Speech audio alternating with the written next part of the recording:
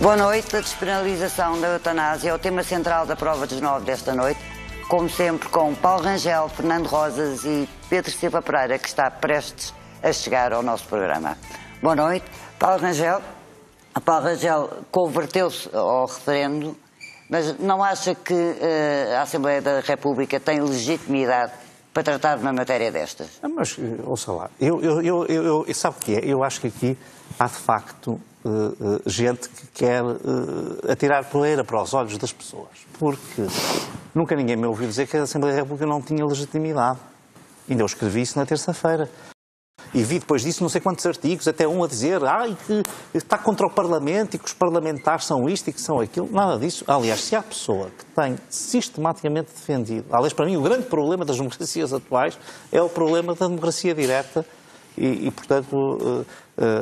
Mas se o Parlamento tem legitimidade, para que é preciso o referendo? Vamos cá ver. O facto de o Parlamento ter legitimidade não quer dizer que não haja outras formas de legitimação. Certo? Não é a única.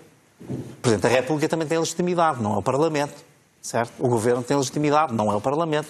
As autarquias têm legitimidade, não são o Parlamento. Portanto, a única forma que existe em democracia a legitimidade não é só uma, não é parlamentar. Pronto. O que eu quero dizer com isto é o seguinte. Do meu ponto de vista, e eu compreendo, vamos cá ver, na questão do referendo há duas posições contra que são totalmente, que eu compreendo bem. Uma, que até é a posição de princípio da Igreja Católica e de alguma maneira agora do Partido Comunista, embora a Igreja tenha dito que... Mas a Igreja agora é a favor. Sim, mas que sempre disse que estas matérias não devem ser referendáveis, porque são matérias de princípio, não é? Pronto. E, portanto, que não deviam ser. Pronto. Portanto, o ideal é que não fossem. Não. E, portanto, esse é um ponto. Mas o Partido Comunista mantém a sua posição, só que a Igreja mudou. Não, a Igreja não mudou, porque já no aborto aceitou o referendo, que ela considera, pronto, é que... a Igreja é consoante a expectativa do resultado. Não, sabe que eu não concordo nada com isso. Aliás, o líder do meu partido disse isso e eu acho isso inaceitável. Há uma coisa que eu vou dizer o seguinte. Eu respeito a opinião de quem acha que não deve haver referendo e respeito a opinião de quem tem referendo. Não imputo a ninguém um interesse. Porque senão, então também vou dizer, as pessoas não querem referendo porque têm medo de o perder. Então qual é e as pessoas que têm uma posição... dizer que em 2018 ninguém tinha pedido referendo. Não é verdade isso. E qual é a sua posição perante quem tem uma posição numa altura e depois tem a posição na outra? Não, eu acho que se pode mudar de posição ao longo da vida, ou não? Sobre vários assuntos já mudei. Não sei se o Fernando Rosas mudou alguma vez. Sendo uma questão... Mas deixe-me só dizer. Sendo uma questão ligada à própria filosofia da vida... Eu vou só dizer o seguinte, no meu ponto de vista, portanto, eu estar aqui a discutir essa questão não acho que seja o mais importante, mas o que eu quero dizer é o seguinte, há pessoas que são contra por isto e há outras pessoas que são contra, que para mim até era a razão pela qual eu tenho mais dúvidas, e ainda tenho dúvidas, se ler o meu artigo é isso que eu digo. Eu li o artigo. Portanto, digo lá que a Assembleia é legítima e tenho dúvidas, não é uma coisa que tenha 1100% de certeza. Eu acho que é, neste momento, pela razão que eu vou dizer, que é uma razão instrumental, eu acho que o referendo é positivo. Mas qual é outro risco? Que esse é que eu acho que para mim é o risco mais negativo de um referendo nestas matérias. Mesmo com a experiência do referendo do aborto, que eu acho que se passou isso a dada altura, é a radicalização e a simplificação de posições. Isto é que eu acho que é... Porque esta matéria não é uma matéria... Por isso é que eu digo, não aceito que uma pessoa venha dizer só querem o referendo porque querem ganhar. Parece até que essas pessoas não têm uma posição de consciência. Não. Portanto, quem não é contra o referendo, eu respeito pelas razões. Estou aqui até a dar as razões que são contra. E essa é a radicalização de posições, que é realmente um risco que nos referendos ocorre. E a simplificação? E a simplificação, porque esta matéria é uma matéria muito complexa. Agora, por amor de Deus, não venham dizer que as pessoas que defendem o referendo que agora são uns oportunistas e não sei o que mais. Não. Aquilo que eu digo é o seguinte, e sobre isso tenho a certeza absoluta que estou a dizer. E sei que as pessoas que dizem o contrário também sabem que é assim. E eu dispensaria, está dito lá no meu artigo isso, mas já disse isto 500 vezes, dispensaria o referendo se eu achasse que havia um debate esclarecedor na sociedade portuguesa, que eu acho que não há. Não houve quando foi discutido na Assembleia da República? Não acho que tenha havido suficiente. O que eu vejo, eu vejo dezenas de pessoas a dizerem coisas que não estão em causa neste referendo. Por exemplo, dizer, eu não quero encarnecimento terapêutico. Obsessão terapêutica. Mas hoje, praticamente, eu diria... Ou seja, o prolongamento do tratamento... Mas eu acho que isso até nem acontece, já praticamente nem em hospital nenhum português. Quer dizer, já ninguém faz isso. Portanto, mas, quer dizer, isso de facto é uma coisa negativa e que até foi sempre negativa, mesmo, por exemplo, vista pela Igreja Católica. A ideia de que a recusa de tratamentos foi sempre uma coisa aceita. Aliás, normalmente até uma posição religiosa, como sabe, até muito contestada, no caso das testemunhas de Jeová e de outros assim, que recusam um conjunto de tratamentos de certo tipo, etc. Portanto, tem uma coisa que é muito contestada por ser considerada negativa até em situações que muitas vezes não são terminais e que são perfeitamente resolvidas. Mas, portanto, essa é uma questão. O que eu digo é, eu acho que há essa falta de debate, essa é a minha opinião. Acho que que não foi feito. E acho que isto permitiria isso. Há um argumento que o Ribeiro e Castro trouxe, que eu acho que é um argumento interessante e que valia a pena trazer para o referendo, que é, se os próprios deputados acham que é uma questão de consciência, então os deputados não são a consciência de todos. A consciência não é representável em termos de Parlamento. E, portanto, então, que se é assim que devia ser feito o referendo. Ora, está aqui um argumento que eu ainda não tinha visto e que me pareceu um argumento importante. Pronto, o que estou a dizer aqui é o seguinte. Se me perguntar a mim se eu tenho dúvidas quanto à questão da eutanásia, eu tenho algumas dúvidas, embora seja convictamente contra depois da reflexão que fiz. Se me perguntar quanto ao referendo se eu tenho dúvidas, eu também tenho algumas dúvidas, tanto que sempre hesitei na ideia de se devia fazer ou não, para dizer a verdade, mais com o medo da radicalização e do manicaísmo do que propriamente por achar que é uma matéria não referendável. Acho que é mais por essa questão. Mas, sinceramente, o que eu vejo é, com esta pressa toda, com uma coisa que não foi discutida minimamente na campanha eleitoral, não sei porquê, ninguém quis discutir, porque ninguém quer pôr essa questão. Eu acho que faz sentido trazer esta a discutir. Também não sei qual é o medo do referendo, percebe? O argumento que eu ontem ouvi usar, que é, quem acha que vai perder o Parlamento, então vai fazer um referendo, que eu acho que é um argumento que não é aceitável. Não é aceitável, porque é a partir do princípio que as pessoas estão... Eu não estou a discutir esta questão. Há uma coisa que eu exijo, é ser respeitado nas minhas convicções e nas minhas questões. Não estou aqui... Isto aqui não é matéria de oportunismo nem de mercadoria política. Mas está a criticar Rui Rio quando... Não, estou a criticar o uso desse argumento, porque então se pode dizer, então não quero o referendo porque tem medo de o perder.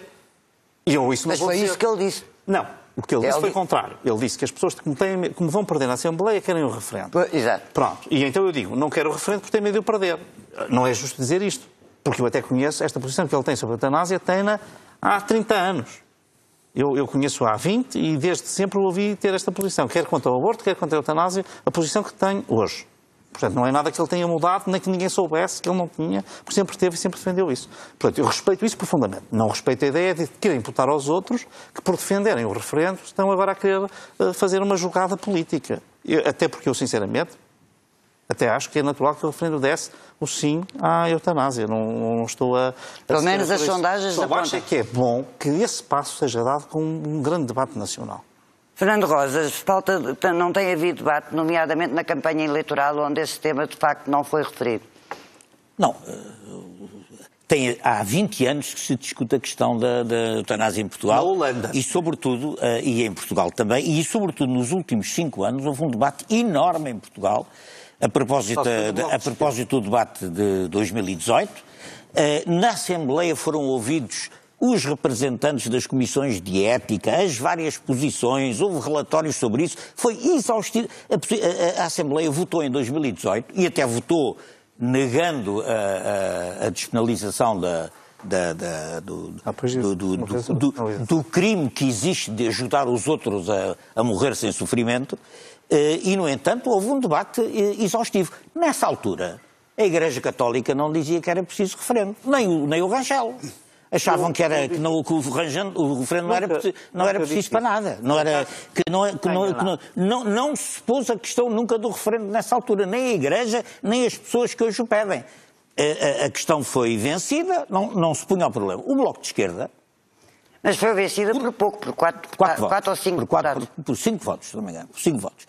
O Bloco de Esquerda, no dia seguinte a essa votação, anunciou que iria repor a questão e inscreveu-a no seu programa eleitoral e na campanha eleitoral, e eu participei nela, foi dos compromissos mais solenes do Bloco de Esquerda, foi reapresentar esse projeto. É um mandato que assumiu perante os seus eleitores. E já agora lembro também... Mas, por exemplo, o PS e o PSD nada já agora lembro também que no Congresso do Partido Socialista, se eu não erro, mas se errar o Silva Pereira emendar-me-á, foi votada uma resolução exatamente também no sentido de ser aprovada uma legislação diferente sobre a eutanásia. Portanto, Isto está absolutamente longe de não estar discutido. Foi amplamente discutido. É uma pura mistificação dizer que isto não foi discutido. Foi amplamente discutido, como felizmente está a ser também agora. Mas acha que essa discussão chegou ao comum dos cidadãos? Chegou ao comum dos cidadãos como chegam os debates deste género. Mas foi discutida na rádio, foi discutida na televisão, foi discutido na Assembleia, foi alvo de artigos de opinião diversos, como está a ser agora. É exatamente a mesma coisa. Eu chamo a atenção que houve pessoas que disseram que não se podia discutir isto se a Assembleia tomasse uma decisão sobre isto, era decidir nas costas do povo. Era decidir nas costas do povo. Foi escrito ali pelo, não foi escrito, pelo Rangel, ou dito. É porque não haver debate. E, portanto, pedem um referendo. Bom, isto desde logo tem uma componente antiparlamentar fortíssima. Deixa-me dizer, agora estou eu a falar. Está a falar, mas há uma coisa que eu não aceito. Está bem, desculpe lá, tem uma forte componente antiparlamentar que resulta de se negar legitimidade substancial. Eles dizem assim, o Parlamento tem legitimidade formal, mas se entrar por aqui não tem legitimidade funcional, porque isto nunca foi discutido. Não, o Parlamento discutiu, ouviu, estudou, debateu e tem toda a legitimidade como órgão representante da vontade nacional, eleito a eleições livres que custaram bastante a trazer para este país, tem toda a legitimidade para resolver isto e tem toda a legitimidade formal e funcional. Em segundo lugar, eu devo dizer que a opinião pública tem razão para perguntar, sendo a posição de sempre que eu conheça da Igreja Católica e das pessoas que a acompanham neste debate, posição que eu respeito inteiramente, devo dizer, respeito inteiramente. A vida não se referenda. A vida é um dom de Deus e, portanto, dentro desta concepção filosófica, a vida não se referenda, como é evidente. E não se referenda como não se referendam as liberdades públicas. Como não se referendam os direitos fundamentais. Já se no aborto, por exemplo. Sim, mas isso foi referendado contra a vontade dos partidos que defendiam uma posição contrária. É claro, se só se podia resolver o problema pelo referendo, resolveu-se o problema pelo referendo. Mas os direitos fundamentais, os direitos humanos, as liberdades, os direitos, liberdades e garantias, as questões vitais, não se devem referendar. Referenda-se a pena de morte, referenda-se a liberdade de associação, referenda-se a liberdade de expressão. Isso não se referenda. O direito à vida referenda-se, não se referenda. Então porquê é que em 2018 a Igreja defendia que não se devia referendar a vida? A Igreja, quer dizer, a Conferência Episcopal, os seus órgãos, não estou a falar Aliás, não é só a Igreja, é um conjunto de igrejas... Sim, mas atenção, só a Igreja Católica nesse conjunto é que defende o referendo, as outras não. As outras não se pronunciaram sobre o referendo. Só a Igreja Católica é que defendeu o referendo. Porquê é que defende o referendo agora? Porque esta cambalhota? E sobre uma questão, aliás, de filosofia essencial. Então, o direito à vida não se referendava em 18 e agora em 20 já se pode referendar. Porquê? Eu só pergunto o porquê, mais nada. Porque se o direito à vida, se não referendar o direito à vida é uma decorrência da própria filosofia essencial que se tem sobre a vida, então que tipo de manobra é que aqui está? Quer dizer, gostava de perceber qual é esta mudança de posição. Para terminar. Bom, e já agora dizer que,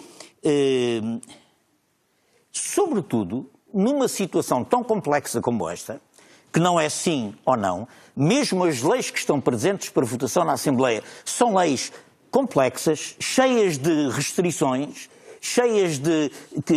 quer dizer, despenaliza-se o direito à compaixão, ou seja, o direito de ajudar uma pessoa que tem um sofrimento insustentável e que, portanto, pede que a ajudem a morrer com a sua concepção de dignidade, ou seja, sem ofender as outras dignidades na forma de morrer.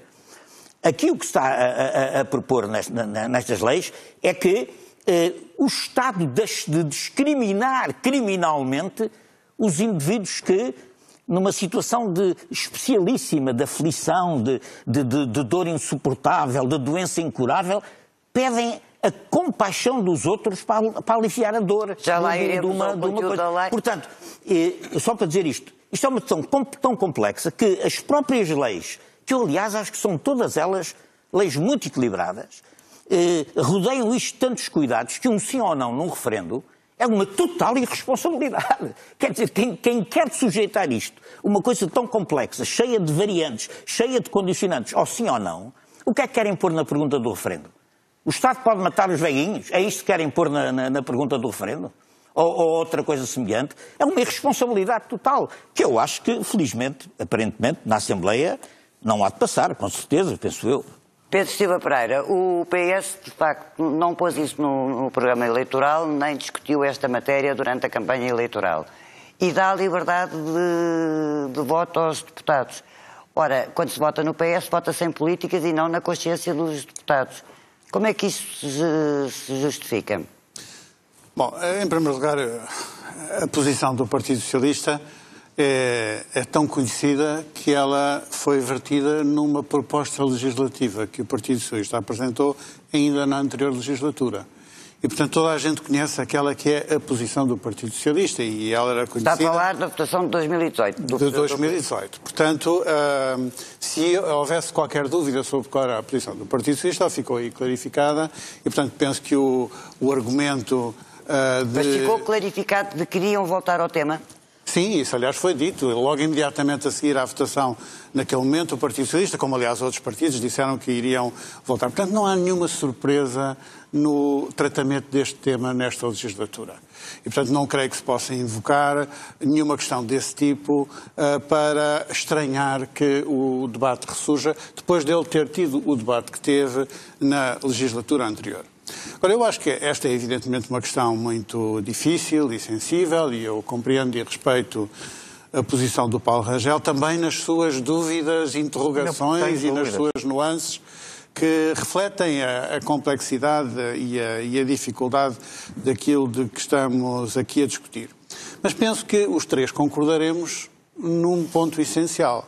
A Assembleia da República tem legitimidade para legislar. Porque o argumento do Paulo Rangel é justamente de que, aliás escreveu isso no seu artigo, que a Assembleia da República é uma instância legítima para a legislação desta matéria. A questão que ele coloca é de outra natureza. Portanto, não é questão da legitimidade. Não. É apenas a questão de saber se devemos recorrer ao instrumento do referendo para provocar um debate que alegadamente não teria existido. E, portanto, a questão aí resume-se não ao problema, esse seria um problema crítico da falta de legitimidade da Assembleia, que não acho que exista, para um outro problema, que é o problema de saber houve ou não houve debate. Eu acho que é muito difícil. Opinião, então, porquê é que não pode haver referendo? Não, eu acho que não deve haver referendo, não precisa de haver referendo. Em primeiro lugar, porque o argumento do debate, a meu ver, não colhe. Porque este assunto está a ser debatido na sociedade portuguesa, pelo menos desde 1995. O primeiro parecer do Conselho Nacional de Ética para as Ciências da Vida sobre a questão da eutanásia é de 1995 e foi emitido já na altura para responder ao debate público que estava a acontecer. Depois disso, houve vários pronunciamentos, manifestos, movimentos cívicos, iniciativas legislativas, petições, debates na comunicação social, prós e contras na televisão. Houve vários debates sobre este assunto. E, no âmbito da Assembleia da República, chegou-se até em 2018 a um ponto em que houve um conjunto de propostas legislativas que foram discutidas. E na base de petições de sentido contraditório que na altura surgiram, criaram-se até grupos de trabalho na Assembleia que fizeram amplas audições em entidades da sociedade civil. Muitos daqueles que agora reclamam um referendo pronunciaram-se por mais do que uma vez nesse debate. A própria Conferência Episcopal emitiu uma nota pastoral em 2016 sobre a questão da eutanásia. Não, em 2016 ainda, sobre a questão da eutanásia. Portanto, os pronunciamentos foram muitos. Eu acho que a ideia de que não houve debate é uma ideia falsa. Depois, eu também me parece que a complexidade da questão da eutanásia, complexidade até das soluções legislativas que é preciso encontrar para que se estabeleçam condições rigorosas para que possa ser possível em Portugal, não aconselham um debate de sim ou de não. Porque, verdadeiramente, ele dificilmente pode abarcar toda essa complexidade dessas nuances. Aliás, há uma petição a correr a propor um referendo, e exatamente a pergunta que formula omite todas as complexidades e todas as nuances, exatamente porque o debate não se pode centrar aí. Ora, acontece que é muito importante perceber aquilo de que realmente se está a falar, aquilo que está nas propostas legislativas. Eu vejo para aí falar do exemplo holandês, de pílulas enviadas para casa quando as pessoas fazem 70 anos para se poder... Nada disso tem o menor cabimento nas propostas que estão em cima da mesa. Sim, mas a verdade é que na Holanda se está a discutir essa questão. O facto de se estar a discutir não significa que isso seja uma solução aceite na sociedade holandesa. E, portanto, eu acho que... Está bem, mas o simples facto de estar a discutir a distribuição gratuita de uma pílula... de haver alguém que avança com uma ideia disparatada na Holanda, que nem sequer na Holanda é aceite, não parece que sirva de argumento para o nosso debate. E ele se destina-se também a essa questão a surgir, na forma como surgiu, a escamotear aquela que é a realidade das propostas que estão em cima da mesa. Do que se trata nas propostas que estão em cima da mesa é de permitir uma intervenção médica que, de facto, objetivamente antecipa o momento da morte, em situações extremas, limite de uma doença incurável, fatal, e que é irrecuperável e que, além disso, ocorre com um quadro de sofrimento que é também extremo e insuportável. E, portanto, é nesse quadro muito limite que a questão deve ser discutida e não noutros qualquer. Eu ia lhe perguntar, Paulo Rangel, se revê, mas não queria perder muito mais tempo com esta questão do referendo, mas se revê nas palavras de Cavaco Silva, quando ele diz, por exemplo, que convém fixar a cara dos deputados... Decorem os nomes deles. Decorem os nomes deles. Isto não é, de facto, uma declaração, vá lá, quase de guerra, Sinceramente, parece-me uma coisa demasiado quente para ser... Veja, eu acho muito bem que se sabe quem votou de um lado e do outro. Sim, mas a ideia dele era fixem... Aquilo que eu estava aqui a dizer... E por isso eu verbero, também aqueles que dizem que quem defende o referendo só quer um resultado eleitoral, isso eu não posso aceitar isso. Porque eu respeito a posição daqueles... Eu compreendo aqueles que referendam, aqueles que não querem referendo, compreendo muito bem quais são as razões. Aliás, comecei por dizer aqui que há razões, até umas de princípio e outras até diria de resultado, que é tal maniqueísmo e simplificação. Portanto, não quer comentar as declarações... Não é que, sinceramente, não me parecem oportunas. Pronto, o que não quer dizer que as pessoas não devem ter nada a esconder quanto a isto e dizer qual é a sua posição. Agora, quanto a este... Então vamos ao cerne do problema. Esta questão é uma questão de liberdade individual. Por exemplo, o Partido Comunista diz que não é, que é uma questão política e que tem consequências sociais e consequências éticas. É uma questão de liberdade individual porque não há um direito ao suicídio, que é daquilo que se parte aqui. Mas eu, antes de ir a isso, deixe-me só fazer aqui duas precisões sobre o conteúdo já, portanto não tem nada a ver com o referendo. Uma coisa é, eu acho que é errado usar a palavra despenalização, porque a despenalização seria uma coisa muito grave. A haver alguma coisa tem que ser a legalização realmente, ou seja, a legalização naqueles termos.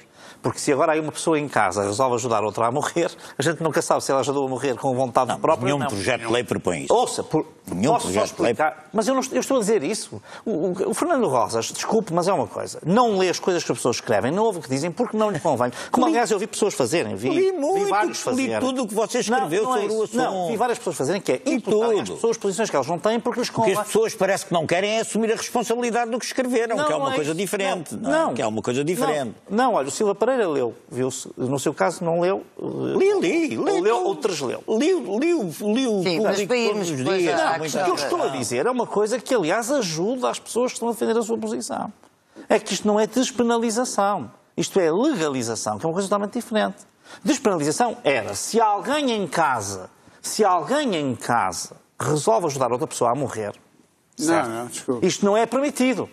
Sim, mas está a ver, ninguém propõe. Porque está a falar de coisas que ninguém propõe. Evidentemente que se existe uma legalização assim, em circunstâncias especiais de intervenção médica, nessa parte dessa intervenção há uma despenalização. Mas o que eu estou a dizer, não há uma despenalização da eutanásia. Paulo Rangel, vamos ao... Não, desculpa, isto é muito importante. É que isto não é despenalização da eutanásia, é legalização da eutanásia. Despenalização, mas também é... O que eu digo é, eu só aceito, eu estou muito mais confortável. portanto contra, mas estou muito mais confortável com um regime em que ela esteja legalizada, nos termos em que aqui são propostos, do que num regime em que ela fosse pura e simplesmente despenalizada. Porque aí não havia nenhum liberalização. Uma liberalização. Com certeza, ninguém propõe uma coisa dessa. Ou seja, eu estou a ajudar estes senhores, mas no caso de Fernando Rosa ele não quer ser ajudado. Está bem, mas não é isso que está em causa e o que eu lhe perguntei... Não, é uma coisa que está em causa, porque está aqui a aparecer de todo lado, despenalização. Está bem, mas não é isso que está proposto para a Assembleia da República. O que eu lhe perguntei é se acha que esta questão é uma questão de liberdade individual, se é uma questão do indivíduo. Eu ouvi há pouco tempo, por exemplo, alguém dizer eu sou dono do meu corpo, sou dono da minha vida e, portanto, tenho o direito a escolher... Essa, no fundo, para mim é a grande questão. O que eu acho é, a primeira coisa é que se parte do princípio de que há um direito ao suicídio que não existe. Portanto, que uma pessoa pode escolher ela própria morrer. E, portanto, se a pessoa está numa condições em que ela própria não pode fazer isso, tem de pedir ajuda a alguém. Pronto. Ora, isto não é assim. A lei não permite nenhum direito ao suicídio. Não é? É como o homicídio. Também não há direito ao homicídio, mas eles acontecem. Os suicídios é a mesma coisa. Bom, o suicídio não é criminalizado atualmente na lei portuguesa. Pois, mas nem podia ser, nunca foi. Foi. Isso foi. A pessoa tentava suicidar-se e depois, então ainda no tempo em que eu estudei Direito, isso era crime. Calma, isso é tentativa de suicídio. Olha que eu estudei Direito antes de si, nunca melhor que si, mas antes de si estudei. Mas nota-se bem que foi antes de mim. Olha, eu exatamente. É porque isto respeita tudo à antiguidade, estas coisas respeitam a antiguidade. Deixa-me só dizer o seguinte, quanto à questão da tentativa de suicídio, vale a pena pensar nisto. Ela não é penalizada, não é porque ela seja aprovada pela lei, é porque ela não é eficaz. Porque foi despenalizada? Não é isso, ouça lá. Porque para o direito penal intervir, não basta apenas que haja um desvalor, a ofensão bem, que é a vida. É preciso que ele seja eficaz a pena. Não seria eficaz. Uma pessoa se tentou suicidar e meter na prisão, ela vai se tentar suicidar a seguir. Portanto, não é nada eficaz a pena, certo? Mas existiu essa prática. Portanto, é só para dizer que o suicídio não é um direito. As pessoas não é um direito. E, portanto, eu acho que as pessoas não têm, do meu ponto de vista, não existe esse direito a dispor da própria vida. Isso é a primeira coisa. Pronto. Mas, enfim, isto é uma concepção filosófica e mundividencial, se quiser, que eu até acho que tem tradução na ordem jurídica. Mas pronto, é isto. Agora, o que eu digo é, do meu ponto de vista, na grande maioria dos casos, para não dizer na generalidade dos casos, existem alternativas. E, portanto, nós não devemos ir para uma solução radical destas. Existem alternativas. Aliás, repare, eu ainda ontem vi uma reportagem que realmente é insidiosa na RTP, em que se dizia assim, já há 3 países em que isto está legalizado. Não, só há 3 países que há 18 anos fizeram isso e mais nenhum fez. E não é por acaso. É porque a solução na Holanda é altamente preocupante. Ou na Bélgica, o desenvolvimento que existiu. E também começou justamente com todas estas cautelas e cuidados que aqui os meus colegas de painel tiveram o cuidado de esclarecer aqui. O que acontece é que isto é uma coisa perigosa. Olha, é perigosa numa altura em que há pressões sobre o Sistema Nacional de Saúde para haver facilitações económicas. É perigosa. Porque os cuidados paliativos são muito mais caros do que outras soluções. É evidente. É perigosa quando nós olhamos para o que acontece com os menores. Portanto, há aqui, é uma solução, mesmo do ponto de vista prático, demasiado arriscada. Por isso é que eu estou totalmente de acordo que não se deve usar um argumento ad terrorem, mas é um bom exemplo perceber que sociedades que abriram este precedente depois discutem outros precedentes que são extremamente gravosos. É preciso ter isto ter não, é que se há o direito. Mas olha, que a Suécia, a Noruega, a Dinamarca, a Alemanha não foram para aí. Não foram por enquanto. A Espanha vai. Claro, se há o direito, a Espanha tem sempre que ir. Se há o direito a dispor da vida, não é? E nós Olha, Constância, eu queria dizer como é que eu vejo esta questão. Eu não tenho crença religiosa, no entanto este problema para mim coloca-se como um problema ético. Como é que eu ponho esta questão em termos da vida das pessoas, da vida do dia-a-dia? Eu tenho um parente próximo, um amigo querido, um pai, uma mãe, um filho, e tive na minha família casos desses, que tem uma doença terminal, que chegou a uma situação terminal de sofrimento e de agonia dolorosa, mesmo com os cuidados paliativos, porque há cuidados paliativos que não cobrem certos tipos de sofrimento e de dor atroz. Essa pessoa está num estado tal que não tem capacidade ela própria de tomar uma decisão e pede-me a mim que a ajude a aliviar o sofrimento, abreviando a vida. O que eu faço, se a ajudar, é um ato de compaixão, é um ato de amor. É um ato de amor em relação a ela. E se eu fizer isso, posso ir para a prisão durante 3 anos. Isto é justo? Ou seja, isto não é uma lei cruel? Não é uma crueldade poder condenar uma pessoa a 3 anos de prisão por ela ter um ato de compaixão de abreviar a vida a um ente querido que está com uma doença final incurável, em certa situação legal, que está tudo muito bem regulamentado na lei. Mas esta lei não prevê isso. Não prevê que pessoas normais possam fazer isso. São médicos. Não pode. Exatamente, a lei ainda é mais restritiva do que eu estou a dizer. Ou seja, eu até tenho uma concepção mais larga disso. A lei só permite atos médicos e sujeitos à avaliação psicológica e sujeitos a um conselho de médico. Quer dizer, a lei é extremamente rigorosa. Agora, deixe-me dizer, isto é um ato de compaixão. Isto é um ato de solidariedade. Isto é possível, de um ponto de vista ético, criminalizar com penas até 3 anos de prisão uma pessoa que ajuda a outra a não sofrer? Essa para mim é a questão. A questão prática é esta. Ou seja, o que é que isso pede? Ao contrário do que se diz aí certa propaganda, certa campanha um bocadinho à terror que aí está feita, não é o Estado ir matar as pessoas, pelo contrário.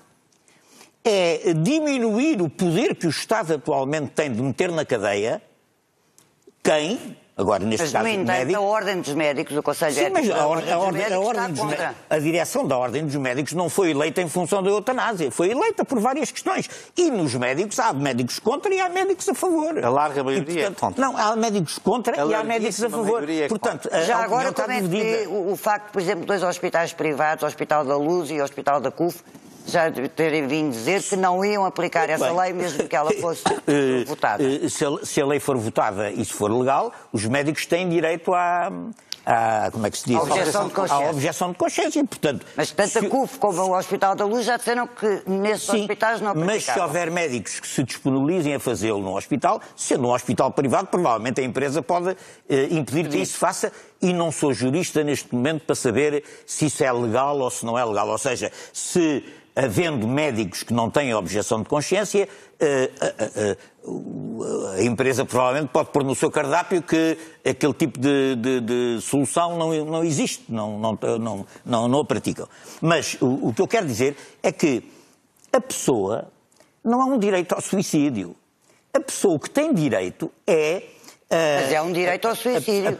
É um direito a escolher uma forma, na sua opinião, digna de morrer. Quer dizer, com todo o respeito pela dignidade das outras formas de morrer. Quem é que afere da dignidade? A pessoa, claro, cada um. Quer dizer, a pessoa, então quem é que há de aferir? O Estado? A Igreja? Não. Ou seja, se a pessoa, na sua consciência, entende que está num sofrimento atroz, que não tem solução, que não há possibilidade nenhuma de reverter, e pede a um médico, neste caso, porque é o que as leis prevêem, que a ajuda a morrer, é justo criminalizar este médico, porque este médico está a fazer um ato de compaixão em relação à pessoa, está a ajudá-la a morrer, e a pessoa tem direito a isso. Não existe a obrigação de sofrimento para ninguém. Eu percebo que certas visões religiosas entendam que as pessoas devem aceitar sofrer até morrer. Muito bem, respeito isso. Agora, também é preciso não penalizar, ao contrário. Mas não devia haver um investimento maior nos cuidados paliativos Mas isso não tem nada a ver com o caso. Os cuidados paliativos, repare, a Bélgica, a Holanda, a Suíça, são países onde há cuidados paliativos excepcionais e, no entanto, há a eutanásia praticada. Isso não tem nada a ver. Sabe porquê? Porque os cuidados paliativos, por vezes e em certas situações, não são suficientes. Não chegam. Não resolvem o problema. Eu devo dizer, aliás, que tive de experiência própria num querido amigo meu que morreu há pouco tempo, em que não havia cuidados paliativos, não havia morfina, não havia nada, era um horror, não é? Quer dizer, porque é que não se há de ajudar uma pessoa nessas situações a terminar com a vida? Porque é que isso não há de ser um direito dele de chegar a um certo ponto e dizer, não, eu não quero não aceito morrer numa agonia cheia de sofrimento, etc. E prefiro acabar com a vida. Nesse ponto discorda do PCP. Enquanto o PCP diz que isto é uma questão política com consequências sociais... O PCP tem uma posição igual à do CDS e, portanto, como é compreensível, neste caso concreto, ou seja, neste caso concreto, os argumentos que o PCP usa e os argumentos do CDS são semelhantes. Não, o PCP não aceita o referendo, por exemplo. Não estou a dizer quanto à essência da questão. Não é quanto... O CDS também não aceita. Aceita. Quer dizer, o CDS diz não é referendável, mas pode-se referendar. Sim, mas agora defende o referendo. Exatamente, é tal coisa. E depois dizem que é convicções. Não é convicções, é manobra política. Neste caso, não é ali no caso do Rangel, convicção bem firmada. Agora, eu só quero dizer, portanto, que... o sofrimento não é uma obrigação que decorra de uma concepção da vida. Quer dizer, as pessoas podem escolher não sofrer e ser ajudadas nisso sem que isso constitua...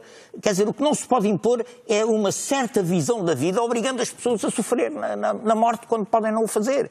Ou seja, é uma questão de liberdade individual. É, na minha opinião, uma questão de liberdade individual e de escolha. Pedro Silva Pereira, faço-te a mesma pergunta. Na sua opinião, é uma questão de liberdade individual? Eu acho que é uma questão de liberdade individual. Então, nesse caso, nós temos que concluir que nós podemos escolher viver ou morrer. Não temos que concluir isso. Não temos que concluir isso. Não, porque eu acho que... Ou só podemos concluir isso em situações extremas?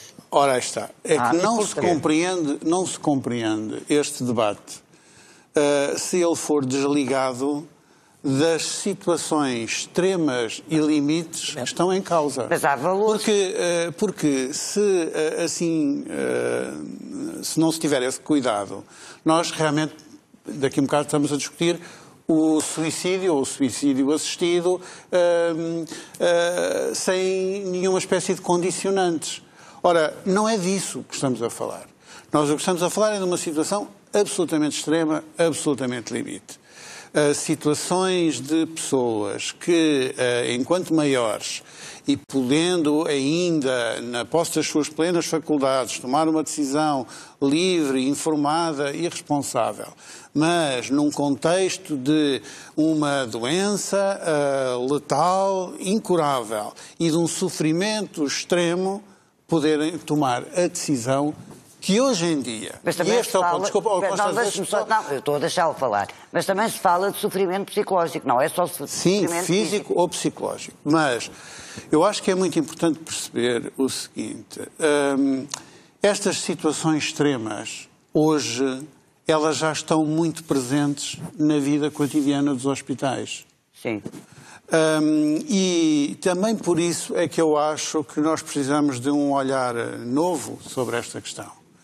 Porque hoje em dia pesa já sobre os ombros dos médicos decisões que objetivamente são decisões sobre a antecipação do momento da morte. Todos os dias. E estas decisões cotidianas na vida dos hospitais já hoje acontecem.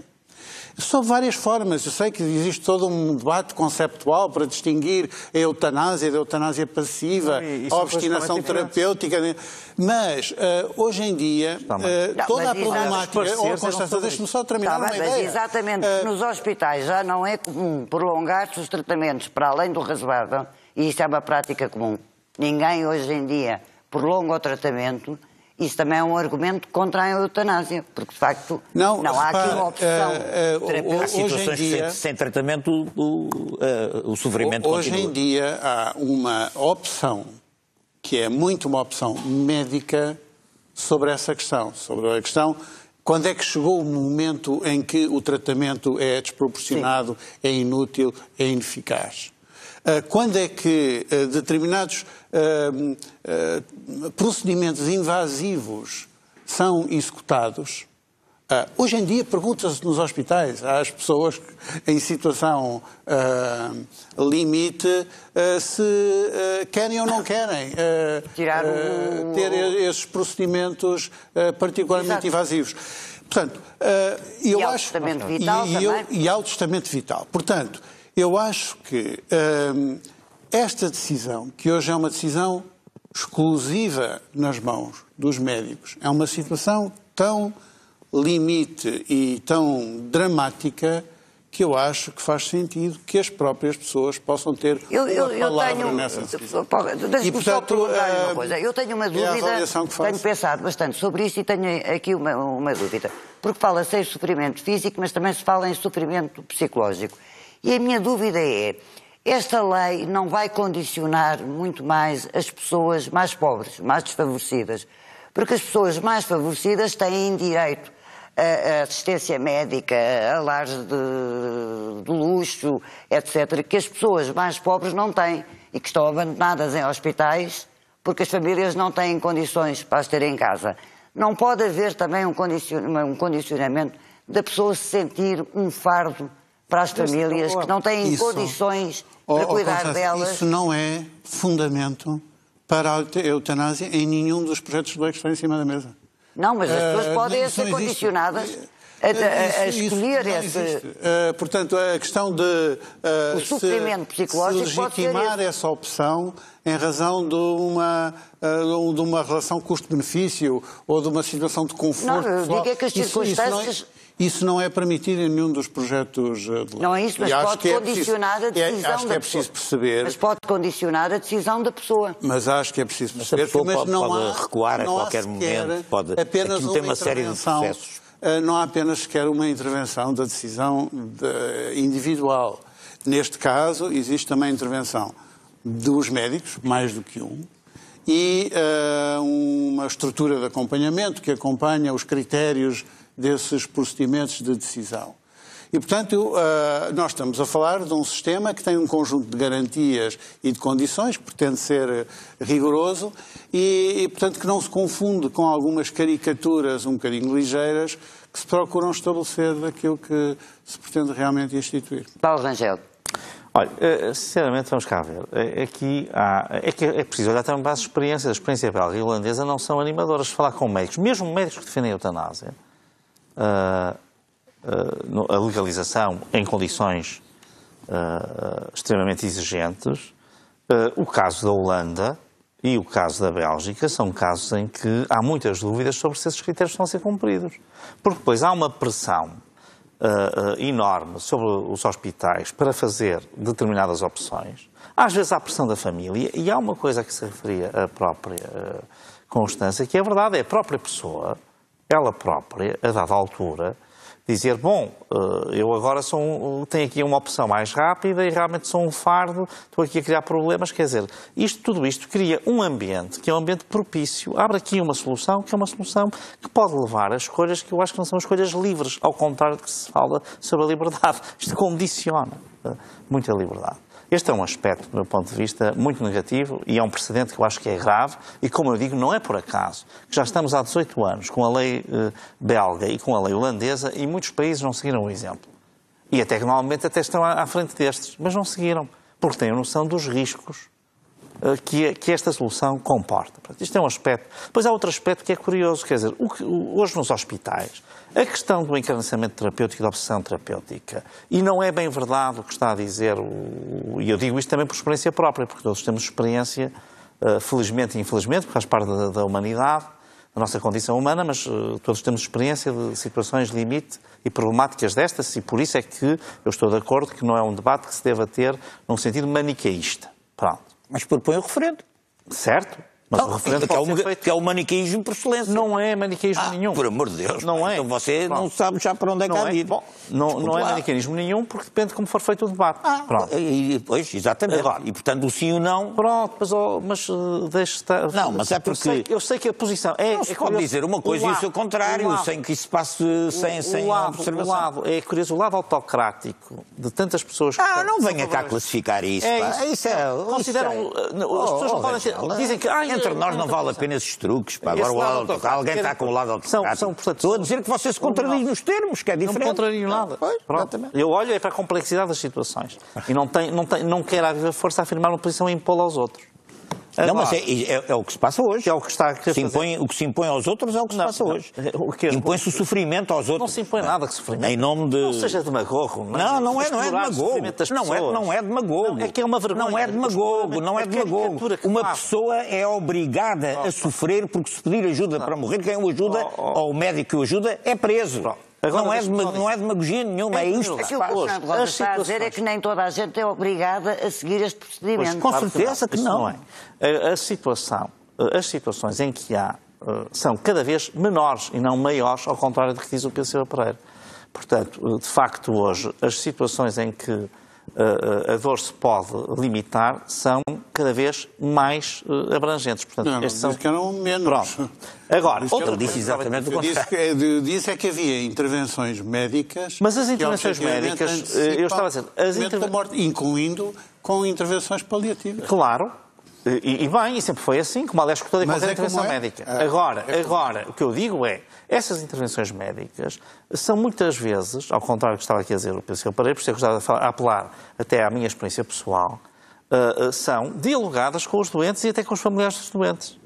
Portanto, não é o médico sozinho.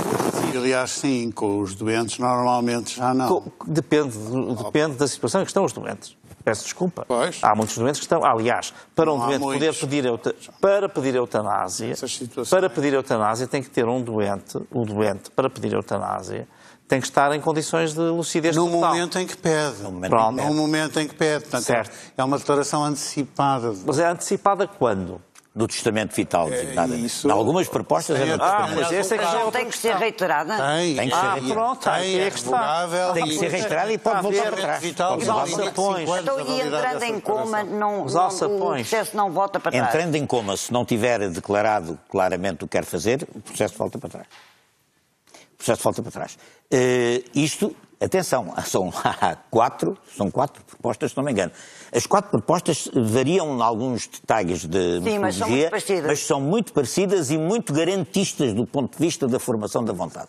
Agora, o que eu queria dizer era só um breve comentário sobre a teoria da rampa descendente, que é uma teoria que se... Não, mas que é verdadeira. Na toxicodependência legalizava-se o consumo das drogas leves e isso ia ser um descalabro, ia ser a desgraça total, etc. Pelo contrário, os resultados mostram que o consumo de drogas leves baixou radicalmente e deixou de ser um problema crítico e dramático como era. Depois... o consumo de drogas duras é que baixou. O consumo das drogas duras baixou, ou seja, o consumo das drogas leves legalizado diminuiu o consumo das drogas duras.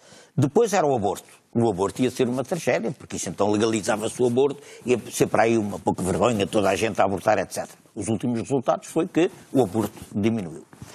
Agora, é exatamente a mesma argumentação com a eutanásia. Vem a eutanásia, isto vai ser matar os velhos, matar as crianças, matar tudo. Aliás, as crianças está excluído da lei. Os menores estão excluídos dos projetos. Portanto, esta teoria da rampa para o desastre, da rampa catastrófica, é uma teoria que os meios conservadores, as suas opiniões, mas usam esse argumento para tentar evitar a modernização da vida social, que isto é um ato de modernização. Mas acha que isto é uma questão entre conservadores e progressistas? Absolutamente, isso não tem dúvida nenhuma. É uma questão entre conservadores, ou seja, é uma questão da extensão das liberdades individuais das pessoas. Porque hoje o que se passa, repara, Constança, é que eu não tenho a liberdade, se estou num sofrimento profundo, se a minha doença não tem salvação, se os métodos paliativos falharam e eu continuo a sofrer, eu não tenho possibilidade nenhuma de dizer quero acabar com isto. Sou obrigado a sofrer, porque quem me ajudar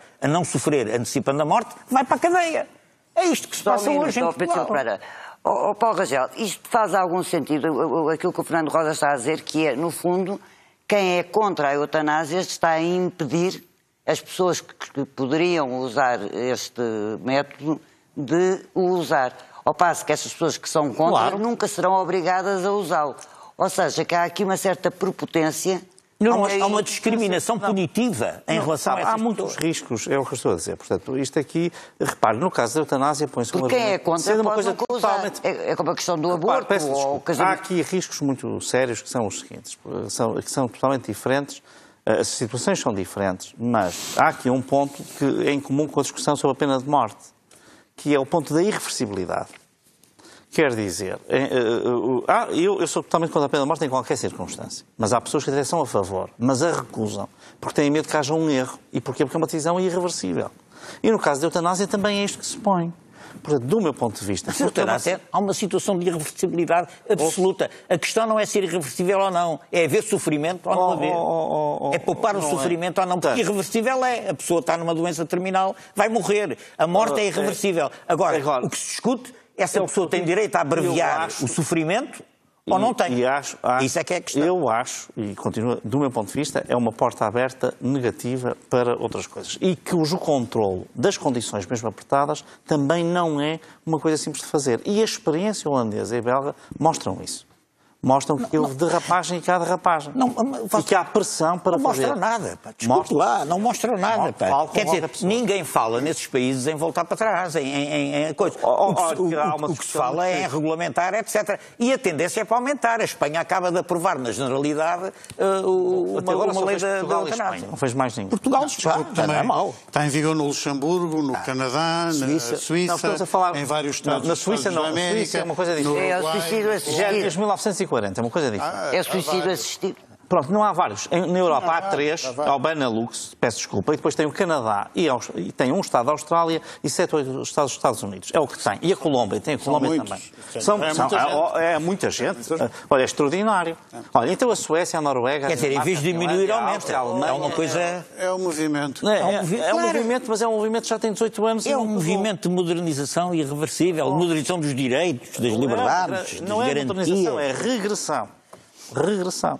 Pedro Silva Pereira, há quem diga isto, que isto é uma regressão em termos de valores e de civilização. Também se dizia na toxicodependência, dizia-se do aborto, dizia-se em toda a gente.